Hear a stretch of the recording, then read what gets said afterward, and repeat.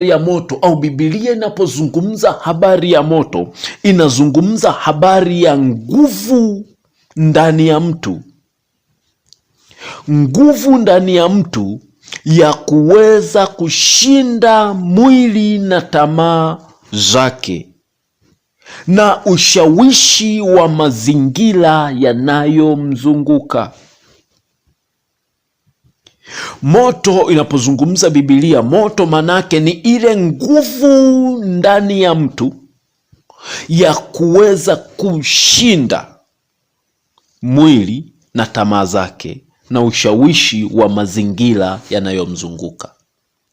Manake ile nguvu ambayo inaingia ndani ya mtu ya kuweza kumsaidia mtu pamoja na tamaa zote za mwili, pamoja na mazingira, kwa kila namna ambavyo yanashawishi ama kumvuta ama kumsukuma aweze kutenda kinyume na mapenzi ya Mungu.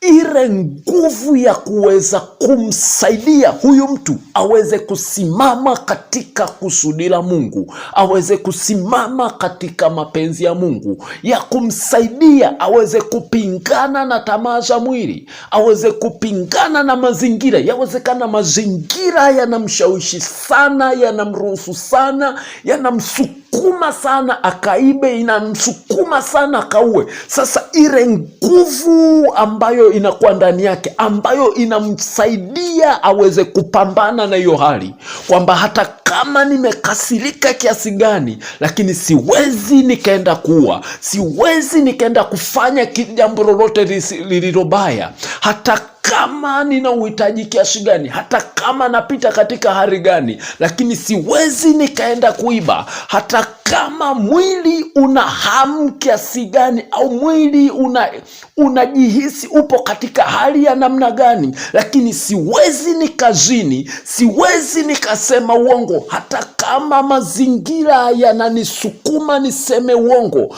Kwa sababu gani? Kwa sababu sio mapenzi ya Mungu. Nitamkosea Mungu kwa kufanya hili. Kupata ile nguvu ya kushindana na mazingira, kushindana na tamaa za mwili, kushindana na kila kitu ambacho kinakushawishi kuweza kumkosea Mungu. Ile nguvu ndicho ambacho tunazungumza, ndiyo moto ambao unazaliwa ndani ya mtu.